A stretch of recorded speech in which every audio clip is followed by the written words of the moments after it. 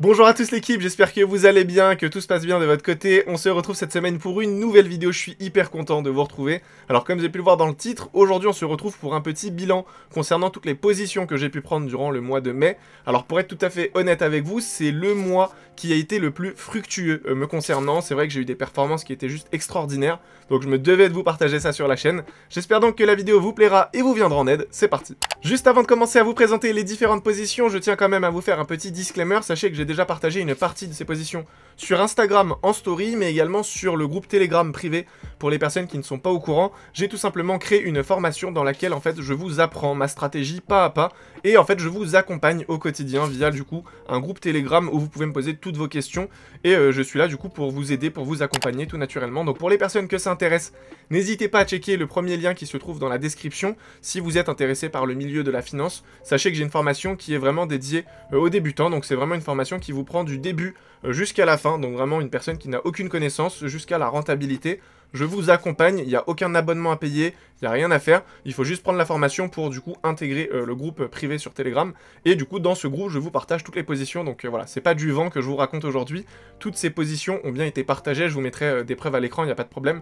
Donc voilà, je pense qu'on peut commencer sans plus attendre maintenant les différentes prises de position pour faciliter du coup un petit peu cette présentation. Je vais commencer par la fin du mois, et du coup, à chaque fois, petit à petit, je vais revenir en fait jusqu'au premier trade que j'ai pris en début de mois. Je pense que ce sera plus simple de cette manière-là. On va donc commencer avec la première position. Alors, ce que vous devez comprendre, c'est que toutes les positions ont été prises sur l'euro USD en scalping. Donc, au moment où je vous tourne cette vidéo, il est 18 h et on est le 29 mai. Donc à partir d'aujourd'hui, je ne prendrai plus aucune position, donc ça veut dire que je clôture le mois de mai sur mes performances actuelles. Il n'y a aucun intérêt à prendre plus de risques parce que j'ai déjà des performances qui sont juste magnifiques. Donc voilà, c'est ce que je vais vous présenter aujourd'hui. Donc la première position a été prise donc ce matin, le 29 mai. Il était 8 h environ, 8 h, 8 h 30.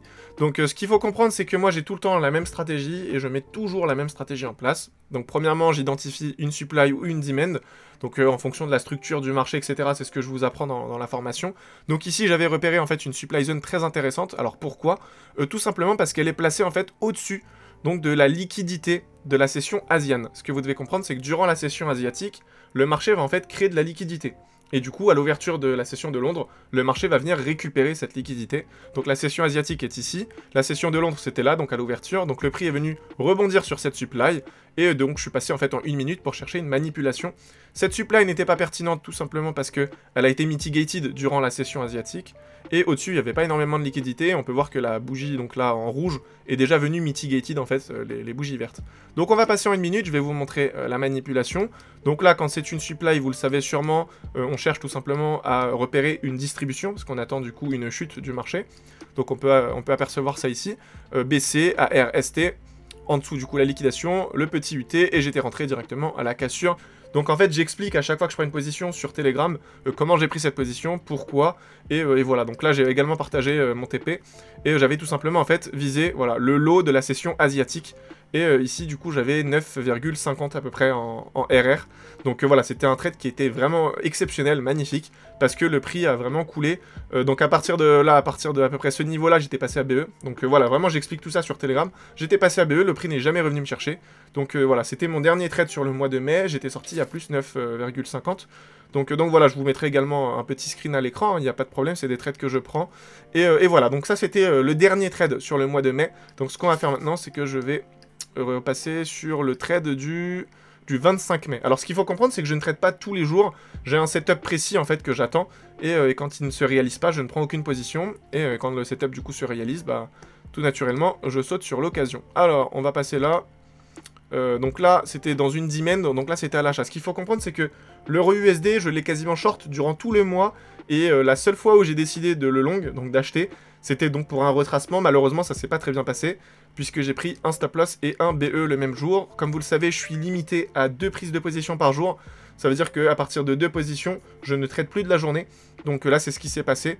Donc là, j'avais tout simplement En 30 minutes in demand, donc la demand était quand même assez loin, mais comme vous le savez, le prix revient à chaque fois, donc mitigated season, donc la demand était là, c'était le 24 mars, mais selon moi c'était une demand intéressante parce que je la voyais comme une demand initiale, c'était une zone de liquidité, donc je me suis dit que le prix allait sans doute rebondir à ce niveau-là, et au final je me suis trompé, donc voilà, là c'était en 30 minutes, je vais passer en 1 minute pour vous montrer la manipulation, et du coup vous allez voir en fait que le premier trade, donc j'ai pris un SL, et du coup par la suite je suis sorti ABE, donc j'avais mon SCARST, la liquidation au-dessus qui était venue faire en fait un EQH, vous pouvez le voir ici, donc ça pour moi c'était super intéressant, je me suis dit que le prix allait au moins venir à ce niveau là, et du coup il est venu là, donc là il y avait un mini STB mais c'était pas dans ma demand zone donc c'était pas pertinent, il est revenu casser, donc là je me suis dit ok c'est sûrement le STB, donc je suis rentré au boss ici à la cassure, et en fait le prix s'est retourné directement pour faire un spring, et j'ai pris -1, donc à ce niveau là je suis directement sorti, y a pas de problème, mais j'ai compris que c'était un spring.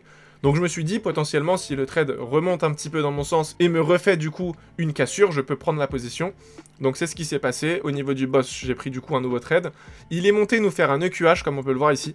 Et ça, je vous avoue que je suis pas forcément fan parce que la liquidité est du coup contre mon biais. Comme vous le savez, là, le QH, c'est contre mon biais. Donc au moment où il a récupéré cette liquidité, je me suis mis à BE pour me protéger. Et on peut voir que le prix, en fait, est venu me sortir tout ça, tout simplement. Donc là, j'ai pris BE. Donc sur la journée, j'étais à peu près à moins 1,1 R, je crois, quelque chose comme ça. Donc voilà, ça, c'était la journée du 25 mai, c'était jeudi. Donc ensuite, on va continuer. Alors, tac... hop, le 25. Ensuite, la prochaine position. Donc, celle-ci, c'était le 17. Est-ce que j'ai eu d'autres positions entre-temps? Ce que vous devez comprendre, en fait, c'est que j'ai différents comptes de trading. Et du coup, je ne traite pas, du coup, à chaque fois, toutes les positions sur le même compte. J'ai un compte, en fait, avec un gros capital sur lequel je me fixe 5% par mois. Et une fois que je les ai atteints, j'arrête de trader ce compte. Comme ça me sécurise des gains. Et du coup, je passe sur d'autres comptes. Donc là, toutes les performances que vous allez voir, c'est pas des performances qui ont été faites sur le même compte. C'est sur différents comptes. J'ai un compte avec un gros capital et d'autres comptes avec, du coup, bah, des plus petits montants. Et du coup, je m'amuse, entre guillemets, sur cela. Je prends un petit peu plus de risques. Donc là, ensuite, on avait le prochain trade qui était le 17 mai. Alors, tac, tac, tac. Donc, j'utilise le mode replay pour les personnes qui n'ont pas compris. Je suis sur le mode replay. Ça me permet du coup de revenir sur les anciennes positions. C'est super pratique. Le seul inconvénient, c'est qu'il faut payer du coup un abonnement sur TradingView, sinon c'est pas disponible. Donc, on arrive ici. Petite demand zone comme on peut le voir. Encore une fois, alors c'était une demand qui était à ce niveau-là. Pour le coup, c'était une demand qui est intéressante, même si en dessous il y avait encore un petit peu de liquidité. Je me suis dit que c'était assez pertinent de partir là-dessus, tout simplement parce que le prix n'avait plus beaucoup de liquidité et il se devait de rebondir en fait pour faire sa manipulation. Alors, hop, donc on peut voir que le prix était à ce niveau-là. Et du coup, ah bah c'était encore du coup le trade à l'achat. Et j'ai pris un BE. Alors ce qui s'est passé, SCARST, EQH, bon maintenant vous avez compris le scénario, STB, le Spring qui est venu faire un EQL. Ça c'est vrai que c'est pas forcément un scénario que j'ai l'habitude de prendre, mais étant donné que j'avais déjà de grosses performances, je me suis dit que c'était un risque à prendre.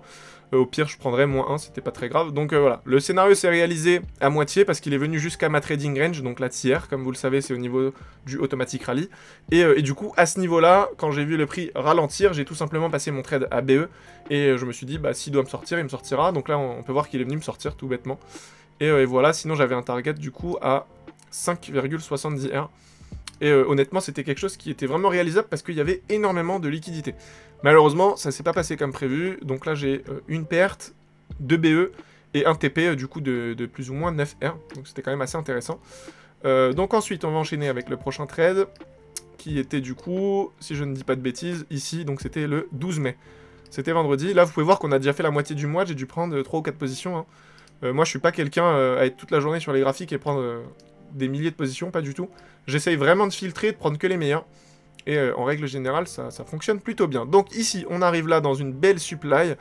Encore une fois, on était full baissier. Hein, donc là, c'était pertinent de partir là-dessus. On peut voir en plus que là, la mèche, pour le coup, vraiment, c'est une supply magnifique. J'adore ces supplies. Je suis passé du coup, encore une fois, en 1 minute.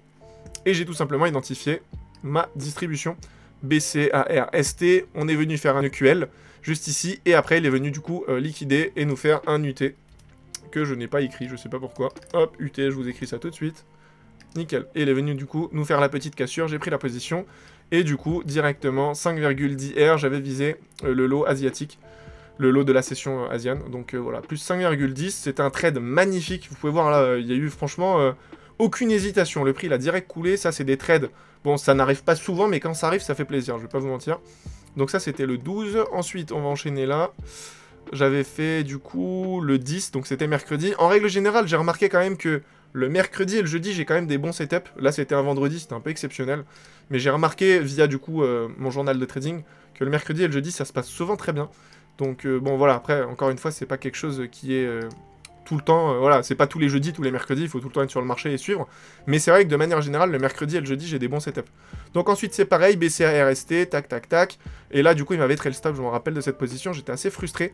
Donc pourquoi j'ai trail stop? Alors tout simplement parce qu'en fait, encore une fois... J'avais mis mon TP sur le lot de la session Asian. Quand le prix en fait est descendu à cette vitesse, je me suis dit ok, on commence à être overextended. Mon TP n'est pas très loin, donc c'est pas pertinent de rester ABE. Donc ce que j'ai fait, c'est que j'ai été très agressif.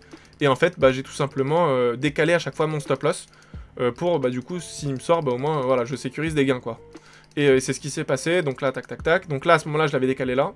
Donc bien sûr, avant, j'ai décalé à chaque fois au fur et à mesure. Donc là, c'était le dernier high. Et il est tout simplement venu me sortir. Tac, tac, tac. Voilà, donc là, tout simplement, il m'avait sorti. Donc j'avais trail à 5,30. Hop, voilà, à ce niveau-là. Donc bon, ça reste quand même un très bon trade, même si je vous avoue que le TP n'était pas très loin. Et voilà, donc la supply, c'était celle-ci, je vais vous la remontrer. Voilà, elle était là, la supply. Donc pour le coup, c'était très intéressant. On peut voir également le prix à chaque fois qui revient, qui ferme l'imbalance, ça c'est super important. Donc voilà, là, il est venu combler l'imbalance, toucher la supply et ça coule. Magnifique, c'est le genre de trade que j'adore personnellement. Ensuite, on va enchaîner... Tac, tac, tac. Donc là, c'était un autre trade. Trail stop encore une fois. C'était le 8. Tac, je vais repasser là. Et du coup, encore une fois, on avait une très très belle supply.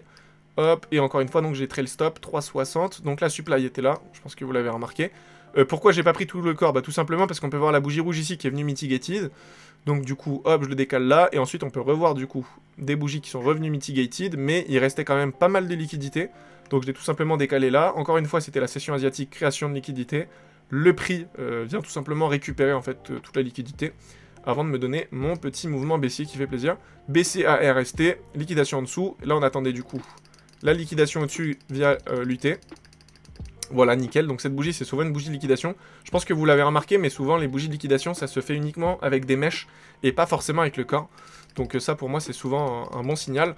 Donc voilà, ensuite, on avait le prix qui a très bien coulé. Alors, personnellement, je suis pas forcément super fan quand le prix réagit comme ça, parce qu'en fait, il laisse beaucoup d'imbalance. Et souvent, on a affaire à de gros retracements. Donc moi, c'est ce qui m'énerve, et c'est pour ça que j'ai tendance, en fait, à trail stop à chaque fois. Et être assez agressif sur le management. Enfin, personnellement, je préfère quand le prix descend doucement, mais qui comble l'imbalance. Comme ça, elle a pas besoin de faire de gros retracements. Parce que je vous avoue qu'au niveau de ma psychologie, quand je suis sur mon gros compte, bah, des fois, ça m'énerve un peu de voir, je sais pas, 5 R en gain latent, et d'un coup, il y a un retracement, et je perds quasiment 3-4 R. Donc ce que je fais quand c'est comme ça, j'essaye d'être assez agressif. Encore une fois, c'est une question de management, chacun a sa manière de faire les choses, mais moi c'est ce que j'ai tendance à faire.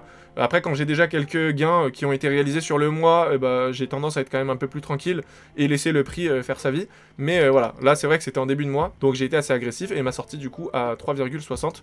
Alors pourquoi j'ai été aussi agressif? Bah tout simplement parce que j'attendais un gros retracement. Et tout simplement parce qu'il était venu créer de la liquidité en fait, tout simplement là. Tac, c'était venu faire un equal low, et j'aime pas ça, comme vous le savez, c'est de la liquidité qui est contre mon biais. Donc voilà, et avant ça du coup, j'avais juste un trade qui était passé et qui était assez sympa. Donc ça c'était le trade que j'ai pris sur mon gros compte, et en fait juste après ce trade, j'ai tout simplement arrêté de trader ce compte, et je suis passé du coup sur mes plus petits comptes après. Donc encore une fois, on avait une très grosse bougie là qui faisait du coup ma supply. Je l'ai raffinée bien sûr, parce que bon, elle est beaucoup trop importante sinon, et c'est pas intéressant. Et du coup, voilà, je suis passé en 1 minute. Et là, du coup, on peut revoir la manipulation, distribution, donc BCA RST. Equal low qui est créé, magnifique, donc c'est ma trading range. UT qui est venu faire la liquidation, c'est magnifique. On peut également voir le BCST qui était venu faire un equal high. Il est venu donc, tac, en dessous, refaire de la liquidité là, on peut revoir des equal low. Et je suis rentré tout simplement, en fait, sur le bloc là, quand il est remonté, en fait, il est revenu dans le bloc. Et hop, après il recoule. Donc c'est tout simplement sur ça que je suis rentré. Là, on peut voir du coup à la cassure de l'equal low que moi j'avais commencé à manager. J'étais passé directement à BE pour me protéger. Et après, on peut voir que le prix de toute façon a bien coulé. Donc ici, j'avais pris 5,80 et c'était quasiment la première position du mois de mai. Et du coup, c'était d'ailleurs la seule sur du coup mon gros compte. Parce que mon objectif de 5% était réalisé tout simplement. Donc voilà, c'est à peu près tout. Alors, j'ai pas calculé tous les RR parce qu'étant donné que c'était réparti sur différents comptes, je sais pas combien ça a donné. 5,80, on va essayer de compter ça rapidement, 5,80, alors attendez, je me mets en 30 minutes, ce sera plus simple. Vous savez quoi, je vais vous l'afficher directement à l'écran, ce sera beaucoup plus facile. Je vais pas m'embêter à reprendre toutes les positions une par une et recompter combien j'ai réalisé sur le mois. Ce que je vais faire, c'est que je vais directement vous l'afficher à l'écran, ce sera beaucoup plus facile comme ça. Donc voilà les amis, on arrive au terme de cette vidéo, j'espère qu'elle vous aura plu. Si c'est le cas, n'hésitez pas à me le dire dans l'espace commentaire. Et dites-moi si ça vous intéresse, peut-être un récap de mes trades à chaque fois, comme ça, en fin de mois. C'est quelque chose que je peux mettre en place, il n'y a aucun problème. N'hésitez pas également à rejoindre la formation pour toutes les personnes qui sont intéressées, pour que je puisse vous accompagner au quotidien et vous apprendre ma stratégie, ce sera vraiment avec plaisir. En tout cas voilà, quant à moi je vous dis à très vite pour une nouvelle vidéo. Prenez soin de vous l'équipe, bye.